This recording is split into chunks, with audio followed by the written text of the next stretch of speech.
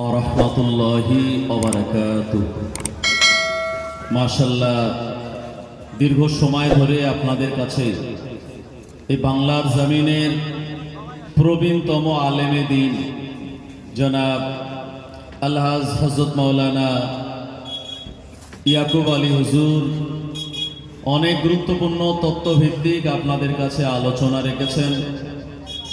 মাশাআল্লাহ, তানার আলোচনা আপনারা শ্রবণ করেছেন। আমরা সম্মিলিত কণ্ঠে তানার জন্য দোয়া করি, আল্লাহ পাক তানার এই দিনের খেদমাত এবং তানার হায়াত ও কিসমতকে যেন দারাজ করেন। সবাই বলেন আল্লাহুম্মা আমিন। আউযু বিল্লাহি মিনাশ শাইতানির রাজীম। বিসমিল্লাহির রহমানির রহিম।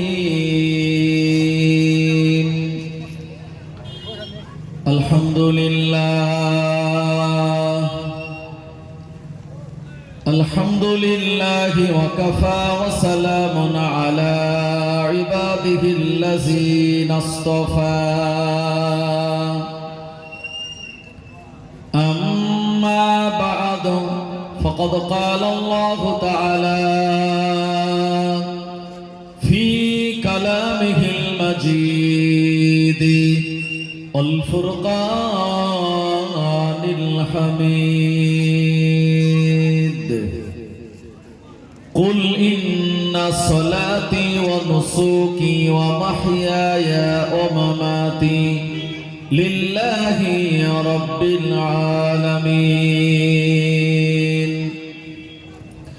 وقال النبي صلى الله عليه وسلم تركت فيكم أمرين لا تضلوا ما تمسكتم بهما كتاب الله وسنة رسوله أو كما قال النبي صلى الله عليه وسلم.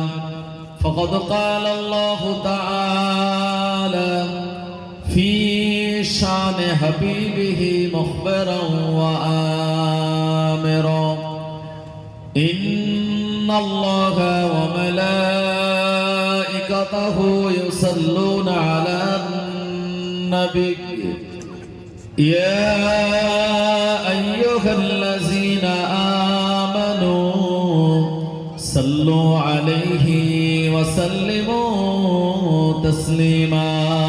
اللهم صل على سيدنا مولانا محمد وعلى آل سيدنا.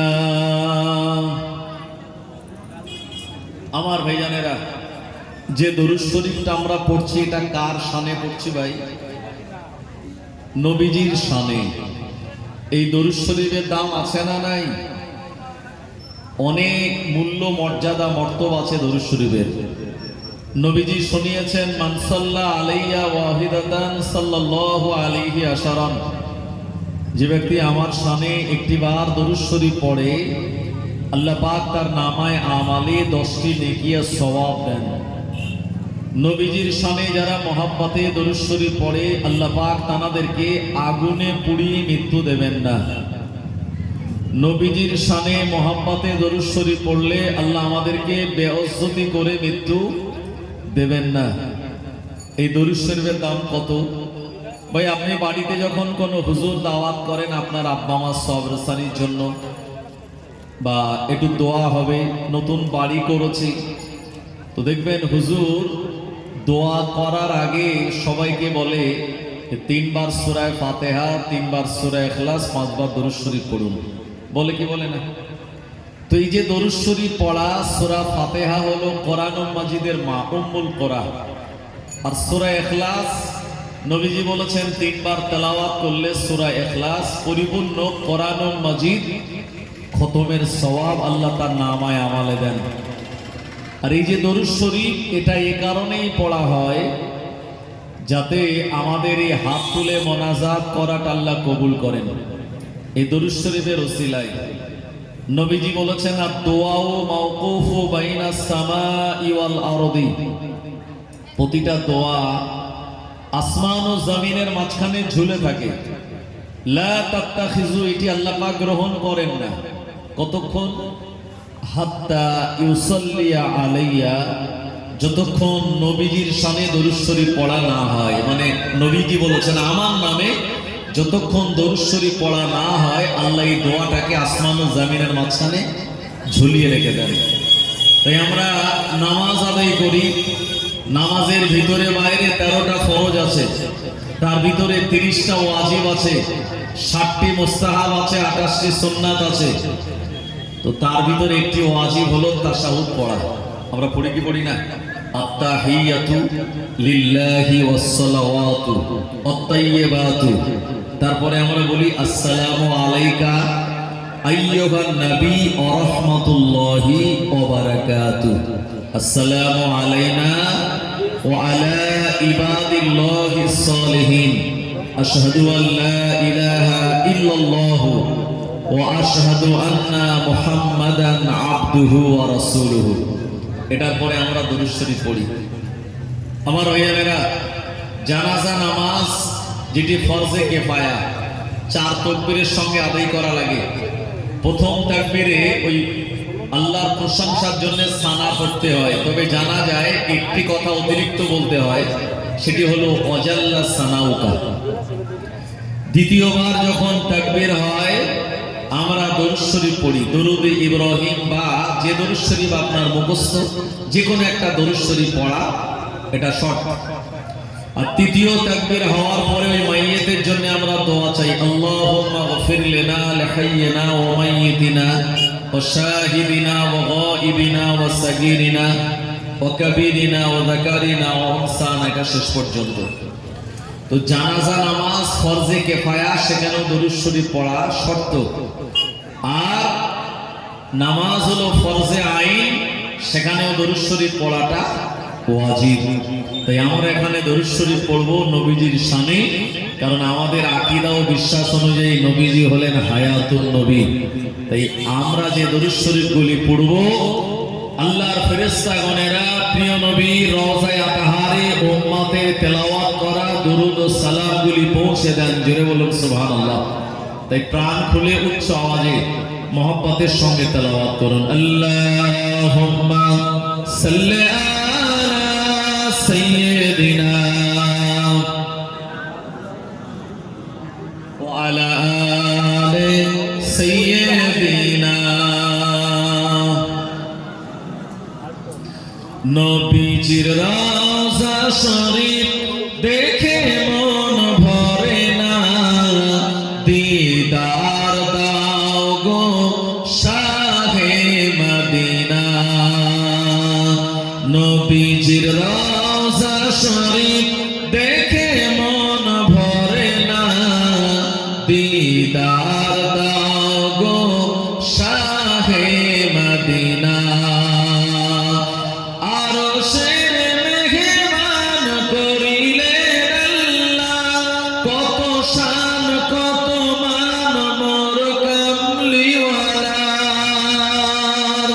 ও গো মদিনাওয়ালা, দেখা দাও আমাদের, দিদার দাও গো শাহে মদিনা। নবীজির রওজা শরীফ দেখে মন ভরে না, দিদার দাও গো শাহে মদিনা। আল্লাহুম্মা সাল্লি আলা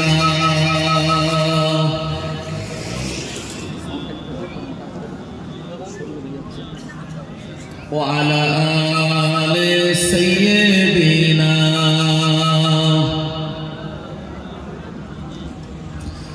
আমি গোলাম তোমার, আমি গোলাম তোমার, হে পরওয়ার,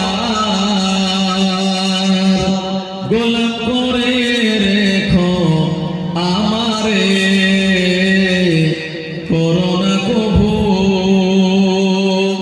ভিখারি আমার।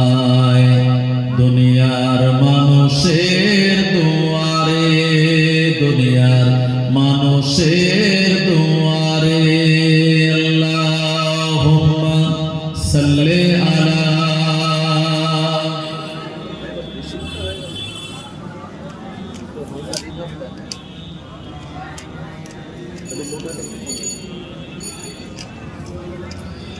নামাজের ওয়াক্তটা হবে যখনই মসজিদে চলে যাও তুমি তখনই। আমরা নামাজের ওয়াক্ত হলে কোথায় যাবো ভাইয়া? কোথায় যাব? মসজিদে। মসজিদে গেলে সব সমস্যার সমাধান করে দেবেন কে? আল্লাহ রাব্বুল আলামিন। একজন সাহাবীর সামনে তিনটে কাজ করলো, আর এই দিনটা ছিল জুমার দিন এবং নামাজের সময়। তিনটে কাজ কি? সাহাবীর একটা বাড়িতে গাধা বাঁধা ছিল, সেই গাধাটা দড়ি কেটে পালিয়ে গেছে, তাকে ধরে আনতে হবে। গাধা মানে তার বুদ্ধি কম, কত দূর চলে যাবে, পরে আর খুঁজে পাওয়া যাবে না। দ্বিতীয় কাজ হলো সাহাবীর বাড়িতে রুটি তৈরি করার জন্য যে জগ, এটা গম কলে দেওয়া আছে, ওই আটাটা না আনলে রুটি তৈরি করা সম্ভব নয়। আর তৃতীয় কাজ হলো সাহাবীর যে খেজুর বাগান, তাতে পানি নেই, পানি শুকিয়ে গেছে, ইমিডিয়েট পানি নেওয়া দরকার। সাহাবী চিন্তা করছে যে আমার সামনে আজকে জুমার দিন, তিনটে কাজ একই টাইমে, এই কাজগুলি আমার করতে হবে। হঠাৎ করে সেই সাহাবী মদিনার মসজিদ থেকে জুমার নামাজের আজানের আওয়াজ পেলেন, আল্লাহু আকবার, আল্লাহু আকবার। সাহাবী চিন্তা করছে একই টাইমে তিনটে কাজ আমার দ্বারা করা সম্ভব নয়, সুতরাং আমি কাজগুলি ফেলে আল্লাহর নামাজে চলে যাই। আল্লাহ পাক কোরআনুল মাজিদে শুনিয়েছেন, ইয়া আইয়ুহাল্লাযীনা আমানু ইযা নুদিয়া লিস-সালাতি মিন ইয়াউমিল জুমআতি ফাসআউ ইলা যিকরিল্লাহ।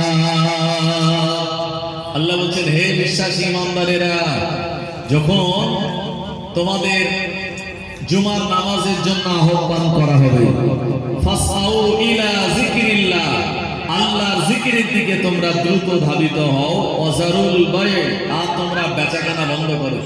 সাহাবী চিন্তা করলেন এই আয়াতের উপরে আমল করে আমি মসজিদে নামাজে চলে যাই। সাহাবী নামাজে চলে গিয়েছেন, নামাজ থেকে বাড়ি এসে উনি ফিরে দেখছেন রান্নাঘরে ওনার বিবি রুটি তৈরি করছে। তো বিবিকে জিজ্ঞেস করলেন, এই আটা তো গম কলে ছিল, এটা আমার বাড়ি আসলো কি করে?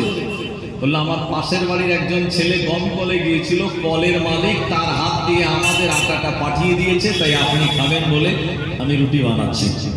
চলে বলুন সুবহানাল্লাহ। সাহাবী চিন্তা করছে, আল্লাহ, আমি গিয়েছি আপনার নামাজে, অথচ গম কলের আটা আমার বাড়ি চলে এসেছে। দ্বিতীয় কাজ হলো যে গাধাটা পালিয়েছিল, সাহাবী বাড়ির উঠানে তাকিয়ে দেখে গাধাটা তার আপন জায়গায় বাঁধা আছে। বিবিকে বলেন, কি ব্যাপারে, পালিয়ে যাওয়া গাধা এটা কি করে আসলো এখানে? বললো, আপনি নামাজে চলে গেলেন, তারপরে দেখছি দরওয়াজায় কে নক করছে, আমি দরওয়াজা খুলে দিলাম, এই পালিয়ে যাওয়া গাধা চলে এসেছে, আমি তাকে ধরে আর খোঁটায় বেঁধে দিয়েছি। সাহাবী চিন্তা করছে, আল্লাহ, আমার তিনটে কাজ ডিউ ছিল, তো তার মধ্যে দুটো অলরেডি হয়ে গেছে, আর আরেকটা যেটা খেজুর বাগানে পানি নেওয়া, মনে হয় ওটাও আর বাকি নেই। সাহাবী খেজুর বাগানে গিয়ে দেখছেন ওনার পাশের জন খেতে পানি নিচ্ছিল, আর সেই পাশের জনের জমি ওভার করে সাহাবীর পুরো ক্ষেত ভিজে সিক্ত হয়ে গেছে। সুবহানাল্লাহ বলবেন না? সাহাবী আল্লাহর দরবারে শুকরিয়া আদায় করে বলছে, আল্লাহ, আমি গিয়েছি আপনার নামাজে আর সব কাজগুলি সমাধান করে দিয়েছেন আপনি, তাই আমরাও যদি নামাজে যাই আল্লাহ সব সমাধান করে দেবে কি দেবে না? আজকে জামানায় যারা নামাজ পড়েন, আপনি তাদের জিজ্ঞেস করবেন, ভাই নামাজ কেন পড়ো না? তারা প্রথম জবাব দেবে, সময় পাই না। কি বলবে? সময় পাই না। এই সংসারের চাপ, মাঠঘাটে এত কাজ, এই নানান টেনশন, সংসারের এইসব নিয়ে দৌড়দৌড়ি করতে গিয়ে সময় পায় না। আসলে আপনি যদি 5 ওয়াক্ত নামাজ আদায় করেন, সব কাজগুলি সময় অনুযায়ী আল্লাহ আপনাকে আমাকে দিয়ে করিয়ে নেবেন। জোরে বলুন। নামাজের ওয়াক্তটা হবে যখনই মসজিদে চলে যাও তুমি তখনই, পেতে যদি চাও সমাধান আজ, পেতে যদি চাও সমাধান আজ, নামাজের কাতারে গিয়ে দাঁড়াও আবার সেজদাতে,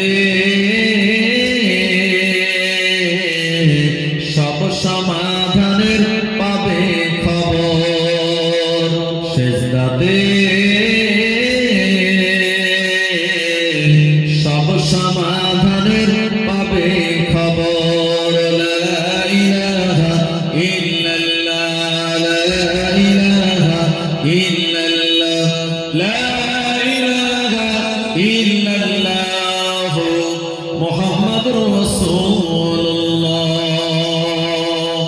সাল্লাল্লাহু আলাইহি ওয়াসাল্লাম। মুআজ্জাজ মুকাররম উলামায়ে কেরাম, আমার সম্মুখে বসে থাকা মুরব্বিয়ান, বয়োজ্যেষ্ঠ চাচাজি গণেরা, সমবয়স্ক জোয়ান যুবক ভাইরা, স্নেহের ছোট ছোট সোনা মানিকেরা, পর্দার অন্তরালে অবস্থিত পর্দানসীন আমার আম্মা জান ও বোনেরা, এবং আজকের এই জলসার নির্বাচিত সভাপতি সাহেব, কমিটির জোয়ান যুবক বৃন্দ, পাশে অবস্থিত রানীহাটি মাদ্রাসার তুলাবা ইজম আসাতেজা কেরাম, এবং আমার পরে আপনাদের কাছে যিনি আসবেন আওলাদে মুজাদ্দিদুল জামান জনাব পীরজাদা হযরত মাওলানা মুনতাকিম সিদ্দিকী আল কুরাইশি ভাইজান, আমরা সম্মিলিত কণ্ঠে মহান আল্লাহ রাব্বুল আলামিনের দরবারে শুকরিয়া জ্ঞাপন করি যে আল্লাহ পাক আমাদেরকে আরবি 1446 হিজরির ৮ম মাস মাহে শাবানের চাঁদের 18 তারিখের রজনীতে, 17 তারিখ শেষ করে 18তম তারিখের রজনীতে কোরআন ও হাদিসের আলোচনার একটি সুন্দরতম জান্নাতি বাগানে আল্লাহ পাক আমাদেরকে বসার মতো তৌফিক দিয়েছেন। যে মাবুদ, সেই মাবুদের দরবারে শুকরগুজার হয়ে প্রাণ খুলে উচ্চ আওয়াজে মহব্বতের সঙ্গে বলুন আলহামদুলিল্লাহ। আরেকটু বলুন হামদান কাসীরান তাইয়্যিবান মুবারাকান ফীহি ইয়া রাব্বি লাকাল হামদু কামা ইয়ানবাগি লিজালালি ওয়াজহিকা ওয়া আযীম সুলতানিকা। এই কথাগুলি বলে আমরা আল্লাহ পাকের শুকরিয়া আদায় করলাম। আল্লাহ পাক শুনিয়েছেন লা ইন শাকারতুম লা আযীদান্নাকুম ওয়া লা ইন কাফারতুম ইন্না আযাবি লাশাদীদ।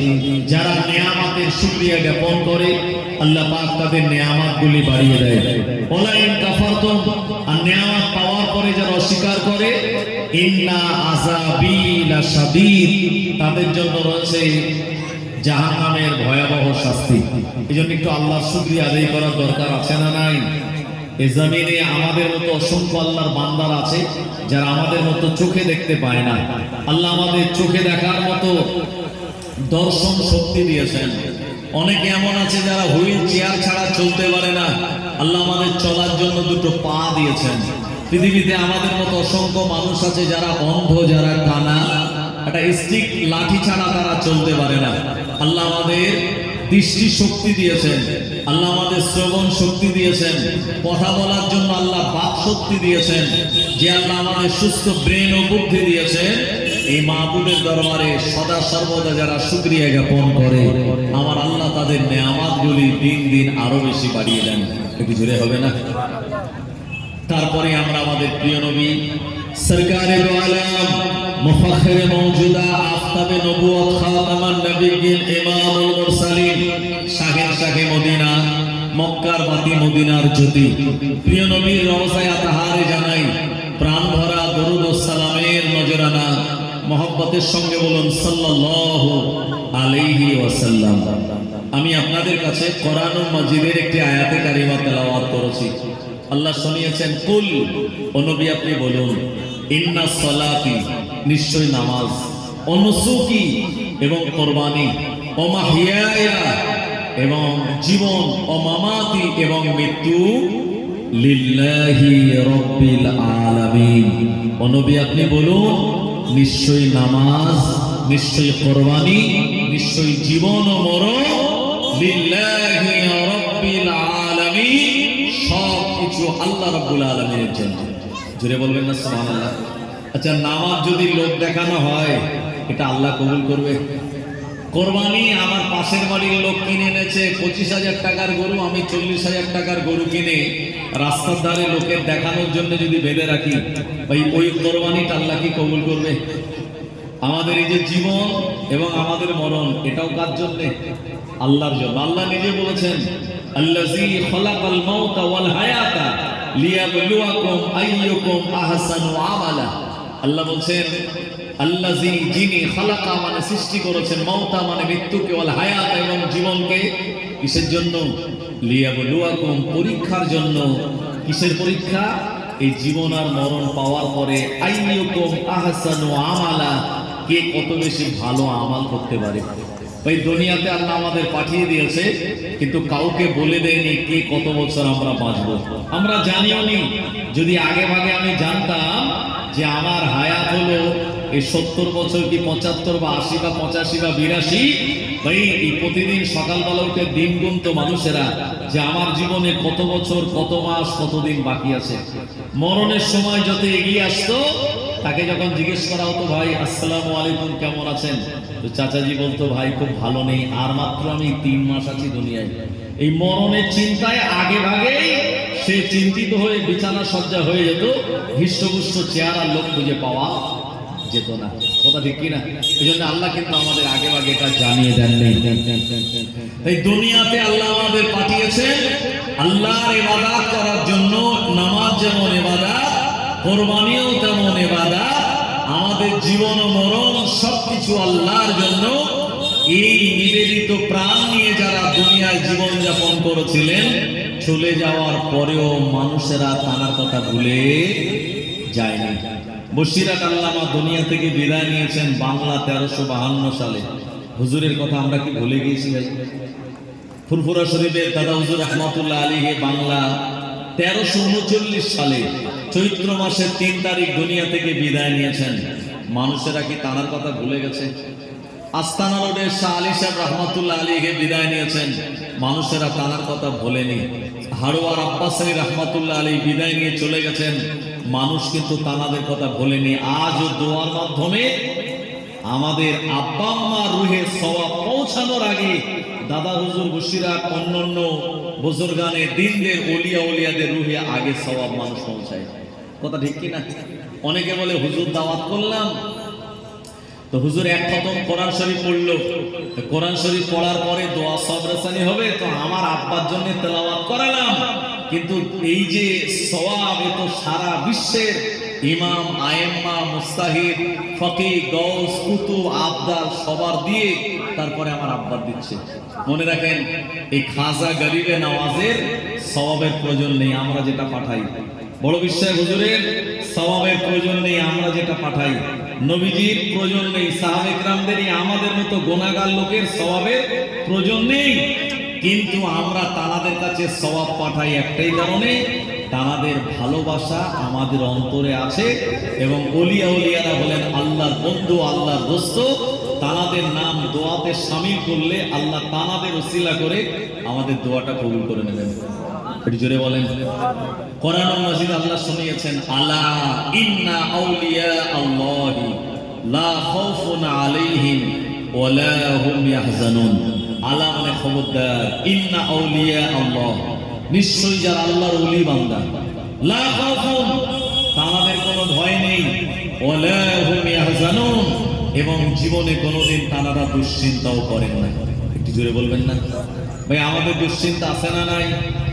করোনা যখন আসলো, আমরা নাকে মুখে mask, sanitiser, social distance maintain, মাদ্রাসা ছুটি, স্কুল ছুটি, বাজারঘাট বন্ধ, মানুষের একটা আতঙ্ক। যারা মসজিদে নামাজ পড়তে যায় জুমায় একদিন, তারা সারা সপ্তাহ মসজিদে 5 বার করে দৌড়াচ্ছে। এগুলো সব ভয়ের কারণে। কথা ঠিক কিনা? তো ওলিয়া ওলিয়া যারা হয়, জীবনে তারা দুশ্চিন্তা করেন না। দুশ্চিন্তা আর খৌফ থেকে আল্লাহ পাক তাদেরকে মুক্ত করে দিয়েছিলেন। জোরে বলুন সুবহানাল্লাহ।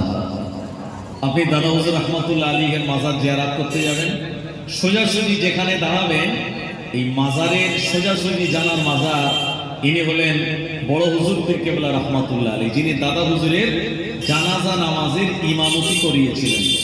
আমার ভাইয়ারা, তার পাশেই একজনের মাজার আপনি দেখতে পাবেন, আপনার ডান দিকে, আর ওদিক দিয়ে আপনার বাম দিকে জানার মাজার আছে। ওনার মাজারে লেখা আছে ওই সাদা পাথরের ওপরে যে নামটা লেখা আছে, নামটা হলো ছোট হযরতজি ওজিহুদ্দিন মুস্তাফা রহমাতুল্লাহ আলাইহি। খেয়াল করে দেখেছেন ভাই? আর তানার পাশে একটা ছোট্ট বাচ্চাদের মতো মাজার। আসলে এটা কোনো মানুষের কবর না, এটা হলো চুল, নখ, দাড়ি এসবের কবর। আপনি ভাববেন হুজুর শুনেছি মানুষের কবর হয়, আবার এই নখ, দাড়ির চুল, গোপের চুল, মাথার চুল এর আবার কবর হয় নাকি? হ্যাঁ, ফুরফুরা শরীফে ওই দাদা হুজুরের মাজারের ভিতরে একজনের এই চুল, নখ, দাড়ির কিছু অংশ ওখানে কবর দেওয়া আছে, মাজার দেওয়া আছে। ইনি কে? ইনি হলেন হাজী মোস্তফা মাদানী রহমাতুল্লাহ আলী। নাম শুনেছেন আপনারা? এনার অরিজিনাল মাজার আছে কোথায় জানেন? মেদিনীপুর শহরে। আর এনার এই নখ, চুল, দাড়ির অংশ এগুলি ওই ফুরফুরা শরীফের দাদা হুজুরের মাজারের ভিতরে একটা জায়গায় কবর দেওয়া আছে। কেন কবর দেওয়া?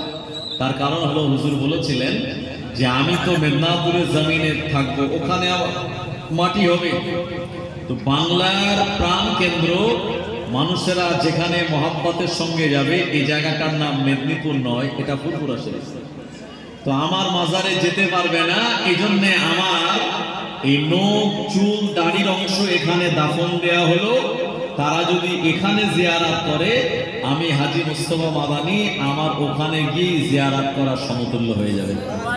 একটু প্রাণ খুলে বলা যাবে না? আর একটু মহব্বত করে বলেন। আমার ভাইজানেরা, এই হাজী মোস্তফা মাদানী রহমাতুল্লাহ আলাইহি জানারি বংশের ভিতর থেকে ফুরফুরা শরীফের দাদা হুজুর রহমাতুল্লাহ আলাইহিকে আল্লাহ পাঠিয়েছিলেন। হাজী মোস্তফা মাদানী উনি হলেন দাদা হুজুরের 8 পুরুষ আগের একজন আল্লাহর ওলি। 8 পুরুষ আগে একজন আল্লাহর ওলি ছিলেন। ওনার 2 জন সন্তান ছিল, একজন হলো নূর উদ্দিন মুক্তাদা, আর একজন হলো অজিহউদ্দিন মুস্তফা। এই 2 ভাইয়ের ভিতরে ছোট ছেলে যিনি, ইনি ছিলেন ছোটবেলা থেকে কামেলিয়া একজন পরিপূর্ণ ওলি বান্দা। একটু জোরে বলেন। আমার ভাইয়ানেরা, মুজাদ্দিদুল জামান দাদা হুজুর রহমাতুল্লাহ আলাইহি ইনি শুধু এমনি হননি, আল্লাহর ইচ্ছা ছিল এবং তানাকে মুজাদ্দিদ করেই পাঠিয়েছিলেন। এটি আল্লাহর ইচ্ছা নাকি তিনি নিজে নিজে মুজাদ্দিদ হয়েছেন? হ্যাঁ, কথা বলেন না, এটি আল্লাহর ইচ্ছা।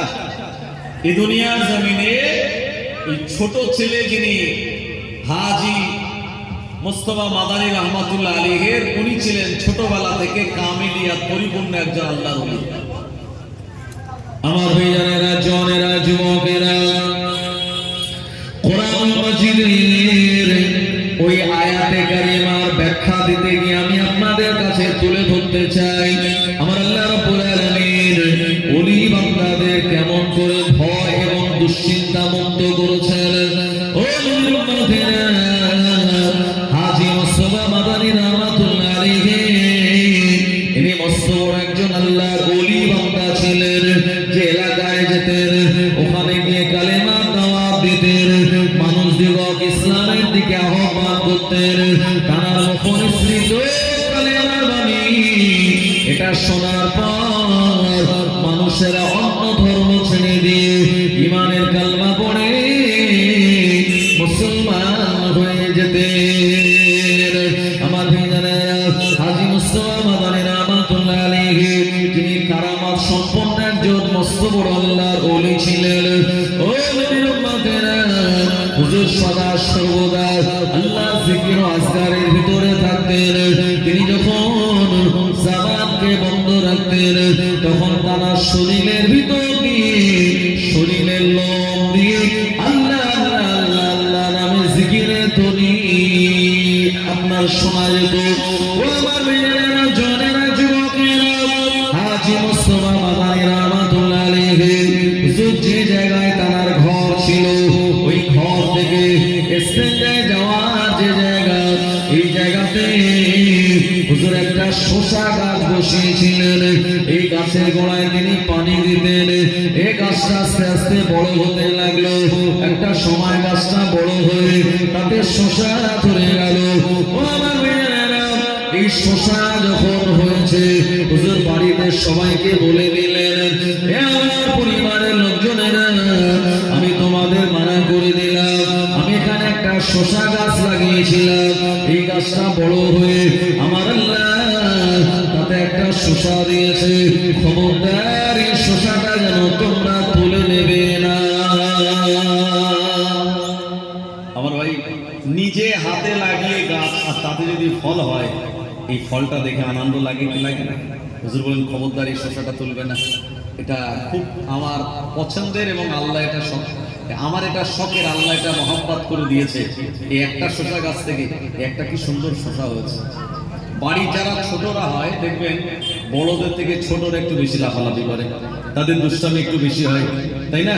আপনার বাড়ির বাচ্চা কাচ্চাগুলো যখন বাড়ি থাকে ভাই, তখন বাড়ির অবস্থা আপনি বুঝতেই পারেন যে একটু শোবেন তাও আরামে তারা শুতে দেয় না, হাঁকা চেল্লামিল্লি করে আপনার ঘুম ভাঙিয়ে দেয়। আর যখন তারা বাড়ি থাকে না তো বাড়িটা পুরো নিস্তব হয়ে যায়, কথা ঠিক কিনা? তো এই বাচ্চারা ছোট যারা হয় তারা একটু দুষ্টুমি করে। আমার ভাইয়ারেরা, তো ছোট হযরত জি যিনি হাজী মুস্তাফা মাদানী হুজুরের যিনি ছোট ছেলে, উনি কি করেছে, আব্বার এই বসানো গাছে শসা হয়েছে, বাচ্চা ছেলেটা লোভ সামলাতে না পেরে শসাটা গিয়ে চুপ করে তুলে এনেছে। আল্লাহর ওলি হাজী মুস্তাফা মাদানী রাহমাতুল্লাহ আলাইহি এরপরে আবার তিনি প্রয়োজন অনুযায়ী ইস্তেঞ্জা গেলেন। ফেরার সময় গাছের গোড়ায় পানি দিয়ে দেখতে পেলেন আমার আল্লাহর দেওয়া সেই শসাটা এখন আর গাছে নাই। ওই শসাটা না দেখতে পেয়ে প্রচন্ড রেগে গেলেন আর তম্বি করে বললেন, আমার বিনা অনুমতিতে আমি মানা করে দিয়েছি শসাটা কেউ তুলবে না। কে তুলে নিল আমার এই শসাটা? হুজুর আগে করতে লাগলেন, তম্বি করতে লাগলেন। ও মুসলমানেরা, হুজুরের এমন রাগারাগি তম্বি করায় হুজুরের ছোট ওলাদ ছোট হযরত জি রাহমাতুল্লাহ আলাইহি উনি ভয় পেয়ে গেলেন। দেরি না করে তাড়াতাড়ি আব্বা জানের আড়ালে ওই শসাটা নিয়ে শসা গাছের কাছে চলে গেলেন আর শসা গাছের ওই পোটায় ধরে আমার আল্লাহকে বলেন, আল্লাহ আল্লাহ এই শসাটা আগে যেমন ভাবে ছিল তেমন ভাবে আপনি জোড়া লাগিয়ে দেন। এই শসা তুই যেমন তোর গাছের সঙ্গে লেগেছিলিস ওইভাবে আল্লাহর হুকুমে লেগে যায়। এটা বলার সঙ্গে সঙ্গে ও আমার ভাইজানেরা, ওই পেরে নেওয়া শসাটা আবার আগের মতো গোটাতে লেগে গেল। একটু জোরে হবে না? আচ্ছা, যাতাই ব্যাপার নাকি? এটা পেড়ে নেওয়া শসা লাগিয়ে দেবো আর গোটায় লেগে যাবে, এটা কি চারটিখানি ব্যাপার? এটা যদি বড় বৈজ্ঞানিকের ধরে আনা হয় যে ভাই এই শসাটা পেড়ে নেওয়া হয়েছে আবার লাগিয়ে দাও তো, এই আপনাদের এই এলাকায় চারা বাঁধা কাজ হয় অনেক, তাই না? মানে একটা গাছের ডাল কেটে আবার কি সুন্দর করে সেই গাছে লাগিয়ে দেয়, আবার ওখানে কি জরি মাটি ফাটি দেয়, দিলে আবার আস্তে আস্তে সেই গাছটা লেগে যায়, আছে না? তো এই যে ফল, এরকম কোনোদিন হয়েছে যে ফল পেড়ে নেওয়ার পরে আবার ওতে ওই লাগিয়ে দেওয়া হয়েছে, জোড়া লেগে গেছে? এরকম সম্ভব হচ্ছে কি? বলেন না, চারা পাতা কাজ তো অনেকেই করেন বা জানেন ভাই, এটা একটা ডালের জন্য সম্ভব কিন্তু একটা ফলের জন্য এটা সম্ভব নয়। কিন্তু আল্লাহর অপার কুদরতি ক্ষমতায় সেই শসা ওটা ওই বোটার সঙ্গে আবার আগের মতোই লেগে গেল। সুবহানাল্লাহ বলেন। তাহলে এই যে লেগে গেল আর লাগিয়ে দিলেন, এটাকে কি বলবেন আপনি? এটাকে বলা হয় কারামাত। আমরা যে ইমামকে মানি, আমাদের ইমামের নাম কি? নোমান বিন সাবিত আবু হানিফা রাহমাতুল্লাহ আলাইহি, যিনি 80 হিজরিতে জন্মগ্রহণ করেছিলেন, 150 হিজরিতে ইন্তেকাল করেছিলেন। তবে তার ইন্তেকালটা স্বাভাবিক নয়, অস্বাভাবিক। বাদশাহ মনসুর জেলখানায় তাকে আবদ্ধ করেছিল। আমার ভাইজানেরা, অনেকদিন খেতে দেয়নি, লাস্টে খাবার দিয়েছে, খাবারে বিষ মিশিয়ে দিয়েছে। ইমামে আজম সেজদায় পড়ে আল্লাহর কাছে দোয়া করছে, আল্লাহ বিষ খাওয়া হারাম, আল্লাহ হারাম খেয়ে আমি দুনিয়া থেকে বিদায় নিতে চাই না, আল্লাহ আমি সেজদা দিয়েছি, আপনি আমার মৃত্যু দিন, আল্লাহ আপনি আমায় ডেকে নিন। ইমামে আজম নোমান বিন সাবিত সেজদায় দোয়া চেয়েছেন, আল্লাহ সেজদা হালাতে 150 হিজরিতে দুনিয়া থেকে তাকে তুলে নিয়েছেন। আমার ভাইজানেরা, তো আমাদের যিনি ইমাম তিনি জাতা ইমাম নয়, हमको नबी मिला तो रहमत लिल आलमीन मिला, और इमाम मिला तो इमाम आजम नौमान बिन साबित मिला, और ओली मिला तो गौसुल आजम मिला, और पीर मिला तो मुजद्दिद ज़मान मिल गया। জোরে বলেন সুবহানাল্লাহ। তিনি একটা কিতাব লিখেছেন, এই কিতাবটা মাদ্রাসায় পড়ানো হয়, আল ফিকহুল আকবার। এটা হলো আকায়েদের কিতাব। এই আল ফিকহুল আকবার আকায়েদ কিতাবে লেখা আছে যে কারামাতু আউলিয়া হাক্কুন, ওলিদের কারামাত হলো হক, এটা সত্য, কেউ যদি অস্বীকার করে তার উপরে ফাসিকির ফতোয়া পড়বে। কিসের ফতোয়া? ফাসিকির। ফাসিক কে? যে ব্যক্তি দাড়ি কাটে, যে ব্যক্তি অন্যায় কিছু কাজ করে যেগুলো শরীয়তে ফাসিক কাজ, এরকম ব্যক্তির পিছনে নামাজে ইক্তেদা করা জায়েজ নয়।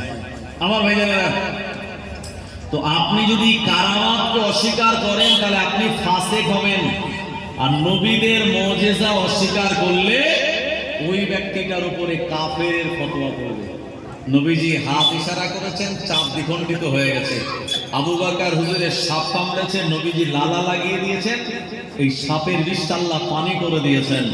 হযরতে আলীর চোখ উঠেছে, নবীজি লালা লাগিয়ে দিয়েছেন, হযরতে আলীর চোখ ভালো হয়ে গেছে। আব্দুল্লাহ বিন আতিক রাদিয়াল্লাহু আনহুর পা ভেঙে গেছে, নবীজি হাত তুলিয়ে দিয়েছেন, তার আর পায়ের হাড় জোড়া লেগে গেছে। আবু জাহেল এসে বলছে, মোহাম্মদ হাতের মধ্যে কি?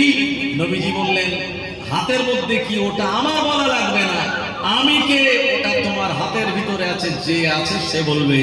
হাতের ভিতরে থাকা এই পাথর আর কাপড়গুলি বলেছিল, আশহাদু আল্লা ইলাহা ইল্লাল্লাহ ওয়া আশহাদু আন্না মুহাম্মাদান আবদুহু ওয়া রাসূলুহু।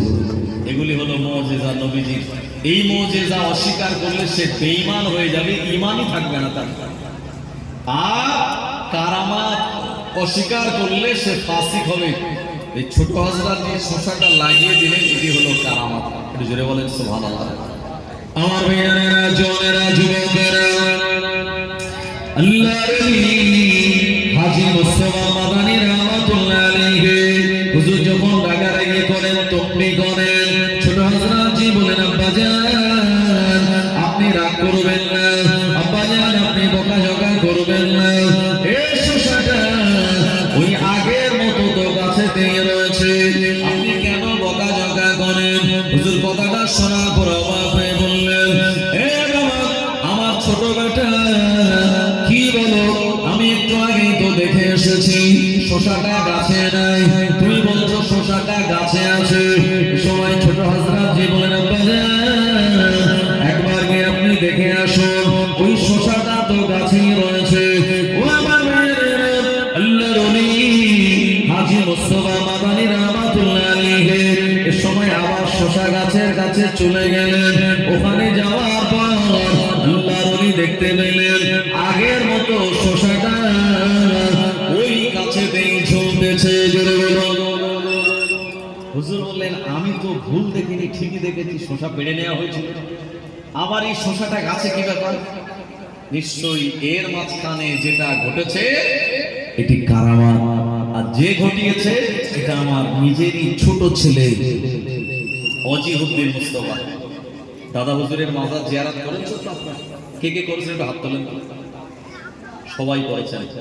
এরপরে দাদা হুজুরের মাজারে আপনারা যাবেন, যাওয়ার পরে আমার ওয়াজের সঙ্গে একটু মিলিয়ে নেবেন। আপনি দাদা হুজুরের মাজার সোজাসুজি দাঁড়াবেন, বড় হুজুরের মাজার।